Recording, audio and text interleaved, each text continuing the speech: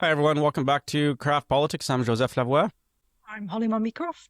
And for this week's interview, we have my really good friend, Dan Robertson, on the show. Dan is a former colleague and, like me, worked in the Harper PMO well before me. I'd say taught me some of my ways and made the path a lot easier for me when I served in that role, and is now the founder of ORB Advocacy. And the reason I wanted to have Dan on the show is because he wrote a I'm going to say it's a pretty controversial from in conservative circles assessment, some three core recommendations for what conservatives could do to start winning in Canada. I'm going to let him walk us through what those three ideas are. But the reason I'm saying they're controversial is because when I went to university, I had so much idealism in me that I thought, oh, the solution to our problems is we should have things like proportional representation. And then I got active in politics, and everyone told me, no, young lad, you don't know what the hell you're talking about. Proportional representation is the last thing conservatives want in this country. First past the post it works enough for us. And Dan has come out and has now got me questioning all of that all over again, because one of the three things he's talked about is maybe the need for proportional representation in Canada. So Dan, welcome to the show. And why don't we start just for our listeners who haven't read your piece, walk us through what your three core ideas are and how you develop these. Yeah, it's great to be here, and thanks for having me on. I'd like to know where the evidence is that first past the post does benefit conservatives in this country. The Liberal Party of Canada has provably been the most successful electoral political party in the Western world for most of the last 100 years. So the genesis of this was, I've been involved in federal politics now for 30 years, and most recently I had the privilege of directing the Conservative Party strategy for the 2021 campaign. And so I've given a lot of thought to this, but the real catalyst was 2021 when, once again, like in 2019, we won the popular vote, but lost the seat count pretty decisively. And I started to ask myself, well, why is this happening? But even more broadly, why is the Liberal Party of Canada this country's natural governing party? Why is it that they always seem to be sort of the default choice of Canadians? And why is it that conservatives only get elected or win elections at the national level when one of two things happen? There's basically, they just get sick of the Liberals being in office. So like after, 13 plus years of Jean Chrétien and Paul Martin, or factors that are completely out of our control align in such a way that we win. So for example, the best example is 2011 when the NDP hit a high watermark of 30% and destroyed the Liberal vote. And I came to the conclusion that the answer isn't that we have the wrong strategy or tactics are wrong. The problems are structural, like they're baked into the system, and they are primarily these. One, superior Liberal voter efficiency. There simply aren't enough conservatives in the right parts of Canada for us to simply turn out conservative win. During the 2021 election, we would be, of course, tracking our support very, very closely even on an hour-to-hour basis. And it was very, very stable. Like we basically were ahead by 1 or 2 points throughout the entire writ. Basically what the outcome of the election was where we were in terms of the top line national number. And it would change like day to day, like a 0.25% here, 0.3% there. And that's to be expected. But every time the Liberals go up 0.3 points, they pick up 10 more seats. Every time the Conservatives pick up another quarter of a point or half a point, we just win seats that we already have by a greater margin. So that was the first problem. The second problem is just party identification. Sort of brand identification, kind of like, it's like the more people just in Canada just simply reflexively identify as liberals than they do as conservatives. And that's just a fact that's always been true. It's sort of like the political equivalent of Coke or Pepsi. Like, which do you prefer? More people like Coke and more people just think of themselves as liberals. So party identification is the second thing. And third, and this is the most vexing problem, and we really saw it in the last election when Pierre lost, was strategic voting on the left, progressive strategic voting, right? an election after, so to 2019, 2021, I watched, going up to the final weekend leading up to the election day, we were right there in terms of the seat count. It was basically a coin toss. And from the Friday, Saturday, Sunday, and then election day, I just watched the NDP vote go off a cliff to the Liberals, right? And Conservatives can't win when you're basically giving the Liberals like a 4, 5, 6 point discount in every battleground seat. That's just too tall of an order, right? There are exceptions, Stephen Harper, like they're exception, but as a rule, that's too hard to overcome. So those, I think, are the structural problems that we have, and those are the reasons why the Liberals are the natural governing party of this country. And so I concluded that if the problems are structural, then the solution should be structural as well. And so I gave it a lot of thought, and I came up with these 3 ideas, mainly to provoke a debate. And as you say, if I was trying to win a popularity contest in the party, I probably wouldn't have done this, but I don't really care at this point in my career. But these aren't ideological. I don't view any of these things as ideological proposals. They're structural. Like they're to change a playing field that is rigged against us. And so the main thing is proportional representation. What kind of proportional representation? I don't know.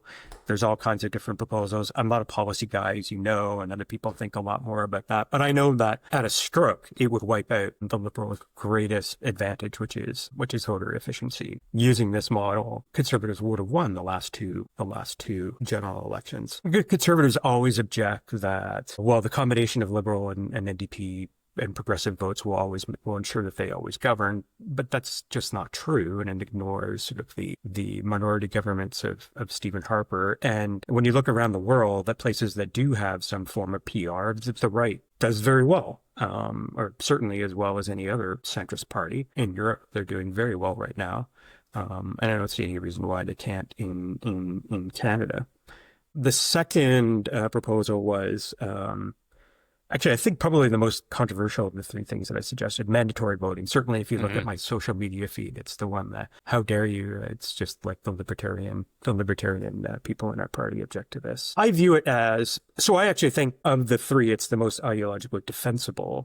I'm sort of what's described as a national conservative. I think that that citizenship comes with duty and responsibility, and this is like the bare minimum of like national service. And I think that there's something to be said for requiring citizens to perform this basic function. But from a practical, purely pragmatic, politically crass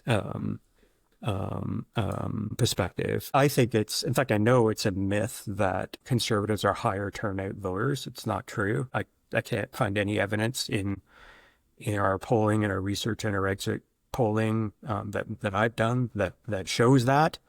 In fact, if anything, conservatives undervote for all of the reasons that you would suspect that they do. They're more likely to have families, they work, they're more entrepreneurial, they're self-employed, they have other things going on in their lives. They live in Toronto, and their vote's not going to mean anything because of the or that.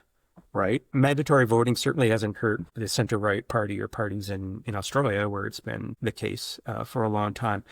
The party with the greatest identification and recognition, which is the Liberal Party, is the one that just sort of benefits from, in a country that doesn't have mandatory voting. The benefit goes to sort of the institutional, natural governing party, and so this would help address that. The 2021 election, which I keep referring back to, is because it was my experience. It was a low turnout election, and we should have done better in that being the case, and we didn't. Conservatives didn't turn out in super high numbers. And my third proposal, which I've had in my mind for a very long time now, is that the Conservative Party in Quebec just isn't working. It just isn't. And for as long as I've been a conservative in federal politics, I've seen so many different attempts tried and failed. Give the Quebec team full reign to run their own campaign. That fails. Impose colonial rule on the Quebec campaign. That fails too. And nothing works, and we never get beyond. There's always sort of like this great promise of a huge breakthrough in Quebec, and it never materializes. It just, And you could even argue the closest we came to it was under Mulroney, and we had this wonderful honeymoon period where that was there, and then it blew up. You had to have like a pure land. You had to have like a native son leading the party, right? I mean, even then it blew up. It wasn't. So I've long had it in my head that we should just basically pack up. We should just fold the party up in Quebec and create the space. Obviously, we shouldn't just leave it to chance. I mean, we should help to build it, but create the space for a center-right bleu alternative, federal alternative to contest. They just view us as basically foreigners, like basically as a foreign party. That's kind of how they talk about us in focus groups and look at us. We don't understand their culture and their value. It's not ideological. It's not about policy. It goes beyond that. It's a tribal thing, right? And so we should just like pack up and leave and let a sort of maybe something that looks like the CAQ or the old ADQ take that space and then run as sort of a blue federal party into which we can enter into have a standing coalition or some sort of agreement with, in the same way that they do in Germany between the CDU and the CSU, or which has been working very well now since the Second World War, and or since West Germany got its independence, or the Conservatives and the Unionists in the UK. That's basically the genesis of my article and my solution. I basically think that our problems aren't strategic, our problems aren't ideological, our problems aren't tactical, our problems are baked into the system itself. And if we want to contest every election as like an equal to the Liberals and sort of at least challenge their status as Canada's natural governing party, we need to actually change the political structure of Canada and rebuild the playing field, because we're just otherwise we're just going to be leaving every election to factors that are basically out of our control. And I think that's probably what in the consulting class, people are horrified by the suggestion that people like me and Joseph and others, like, we really don't. They always think that they have the strategy that's going to get us out, that's going to lead us out of this. But we all do. And from time to time it works, and then that becomes the thing. Oh, well, we just have to do it like we did in 2011, or forever in Ontario was, we just have to do what Mike Harris did in 1995, and and then that idea sort of bakes in. And anyway, sorry. I'm curious, Don. I so enjoyed your articles. Incredibly interesting, particularly thinking about what we're experiencing in the UK. Is there ever a world in which particularly the mandatory voting and the PR conversation can happen without a referendum? No. Mandatory voting, I don't know, but no, certainly PR would require. I mean, it's been proposed from time to time by different provinces. Ontario, more out here in BC. I mean, Joseph's. It definitely has a stronger, in BC it has been, and I think it's been pretty soundly rejected by voters, but I don't think there's ever really been sort of a compelling campaign in support of it. And I think that it'd be a tall order. I'm not, I'm under no illusions about that, but big things we've changed big things before, and nothing's going to change if nobody does anything. Or at least all I'm trying to do is just provoke the conversation. The way we kind of went around that in 2011 when we had the referendum here on AV was, it's not really our idea, it's the Lib Dems idea, and we've got to give it to them because we're in a coalition. So, because there's just this like natural distrust, I think, from voters of any change to that playing field, because they just assume it's because, you think it's going to make you more likely to win, which of course is what we want, but it's a difficult one to sell, I think. Mm-hmm. Yeah. Yeah, I'm under no illusions about that. That's certainly been the case when we have tried to sell it. I don't think it's been done particularly well. I also think that the landscape in Canada has changed pretty significantly over, I can't remember when was the last referendum, Joseph? Was in BC, I maybe want to say 10. 2018. We should fact Yeah, check that. I think it was around there. that sounds right. I think, Yeah. like, honestly, that Canada and the world has changed enormously. The political landscape here has changed enormously since 2018, certainly since the pandemic. And But to your point, Dan, there was really no campaign in no, favor of it. It was like, no, the we're status gonna quo ask is the question. Yeah. right. The status quo is always going to prevail in the absence of any Yeah. effort, right? Yeah. So we But needed there's that. also, it must be said that my own party is, I mean, we're conservatives, right? Like, so we're dispositionally averse to change. That's just the way we are, right? And that seems to be especially the case for Canada's conservatives in more ways than one.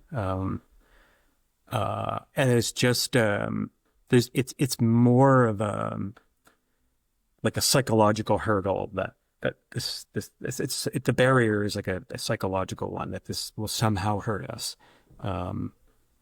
Though I still am mystified by people who continue to believe that first past the post is somehow better for us because all the evidence suggests that it's not. Right. But look, I'm a conservative. I'm a traditionalist about most things. I mean, I don't like changing things just for the sake of it, but I can't ignore what I see with my own eyes. I suppose the pushback, the stuff that I was perpetually exposed to, I think there was two sort of main arguments that were always put up by conservatives against proportional representation. One is it creates a more unstable environment. So you end up where you're going to end up with all these small little parties, and then you're going to end up like, Bibi in Israel having to stitch together these coalitions, and then you're held hostage by these sort of fringe groups. So that was always one argument against. And then the other, in the Canadian context, was, well, the Liberals can always just partner up with the NDP or the Greens or whatever other progressive. And when you look at the quote unquote progressive vote in Canada, that they'll always dominate. What do you say to both of those things? But they're already doing that, whether formally or informally. That's been the case now since a long time. Well, since 2019 anyway. Look, I don't buy the instability argument. Like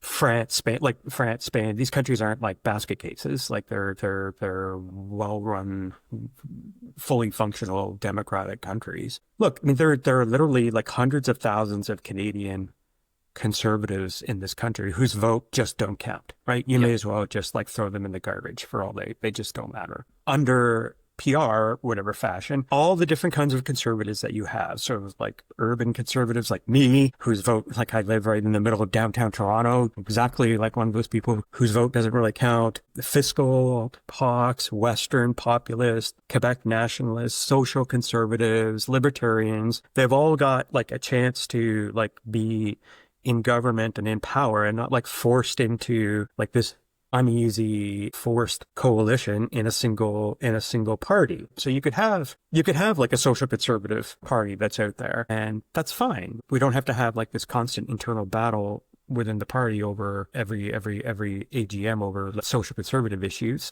They can have their own party, or libertarians can, and I view that as a healthy thing, not a bad thing. And like, again, going back to this, my argument isn't an ideological one, but I have to ask, like, why conservatives who are like traditionally who champion things like choice and free market and competition support all those things in everything except for politics, and are happy with basically a political duopoly with the Liberals basically coming off. What I like about PR, what I like about the idea is that, but it's like every single vote counts. So it is actually is even more like accurate reflection. Like you have to work even in some ways even harder to win the appropriate share, and it does equalize things in a pretty interesting way. And then I think you marry that with the other idea, which I love. I've always been in favor of mandatory voting. I think that's because I grew up in the military. Like I just grew up like you public service is something you ought to do. Everyone ought to participate in. And I love your point on that. I love your point on this, which is like this is the minimum level of mandatory service that we're asking you to do, and it's not a hard one. No, I don't think so either. I think it's there's a civic. I mean, beyond that, there's like, like if you have a day of it, everybody has to vote. Families do it together. They learn like this. It's an exercise in civic responsibility. I think it's a good thing. No, I was just say if you could, in this perfect world, if we could click our fingers and bring in either mandatory voting or PR, which one would you go for first? PR.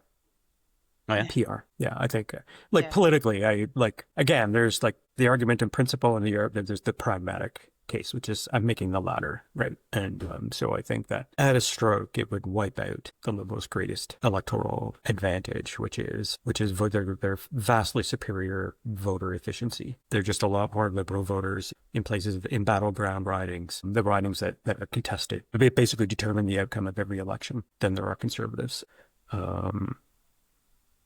Yeah, and you can see it. You can see it at the provincial level as well. It's not just there's a bipartisan angle. We just had elections in Newfoundland and Labrador, and the Tories, the PCs, won that campaign. But when you look at the vote share, it was really close. But it was all an efficiency play. The Tories just mobilized in that case in the right seats, and as a result have a majority. So the vote share would suggest they should have had a minority win. They end up having majority, and so. Yeah, it seems to me that you could point to examples of it occurring in the reverse, where maybe actually Liberals or progressives end up on the losing side of something. And so it's one of those interesting issues where notionally you could build support on both the right and the left. Sorry, Holly, I interrupted you though. No, well, I was going to ask on the third point about stepping back, maybe thinking about how to work differently in other areas. Is that not something that can be worked on now, surely, on the Quebec issue? Be. Yeah, I just think there'll be massive internal opposition to it. Yes, of course it could be. But I think that, look, you're getting into, like, there'll be people on the one hand who will say, well, we're a national party, the party of Sir John A. Macdonald. We have to contest every part of the riding. That's right. And then we'll no longer be able to claim that we're a national party, et cetera, et cetera. Fine. There'll be people who have Quebec fiefdoms and turf who won't want to give them up, and to be messy. Yeah. Look, I'm not. But we have to do something because we have not been successful as a brand in I've that seen marketplace since the late 80s. Yeah, that's right. Basically since already in 88. Yeah. I've heard this over. And I wonder as well, like when we talk about PR, I knock on loads of doors, or I have done in the past. We all have knocked on doors, and there is that sense of disillusionment when you think your vote doesn't matter, because you live, for us in a constituency, for you guys in a riding where you know that it is going to make absolutely no difference who you vote for, because you know who's going to win, and it is a really difficult thing to keep people engaged and actually interested and caring. And I wonder if actually would be a complete renewal if all of a sudden you really knew your vote did matter. I think we could be optimistic about that. That could be a really positive thing. Yeah. I agree with you 100%, Holly. I mean, I think that we always lament the declining turnout in election, which when I was a kid, it was like close to 80%, and now we're lucky if it hits 60%. And I think that would go a long way to addressing that and sort of apathy in general. I totally agree. Like I live in one of the most liberal. My riding was a battle between the NDP and the Liberals, right? And I probably voted NDP more than I have Conservative, just because of where I live, just to stop the Liberal from winning. And I'm not joking either. Yeah. I've had to do the same when I was in Toronto. Yeah, and I hate it, right? I hate it. I want to support. Yeah, so I don't like it. But there's literally, like, as I said, like literally tens and hundreds of thousands of Conservative votes that just simply don't count. They just simply don't matter. Well, these are some provocative ideas. I find all three of them interesting. I had never thought about us just pulling out of Quebec and starting to come up with a partnership, and I love it. I think it's great because certainly every time I'm in Quebec, speaking to my own family, like no one understands what Conservatives are. You're right. We're foreigners to them. Even if you speak the language, if you're not from there, it's just not a good fit. That's right. Dan, this is very thought-provoking. Very much appreciate you joining us today. We will post a link to the article in the show notes for all of our listeners, and very keen to see how anyone can advance with these ideas. Maybe it's time for us to run a campaign for some of these. Oh, that would be fun. Great. All Thanks for having me on. I've really enjoyed it. Thanks very much. No problem. Thank you. Have a great day.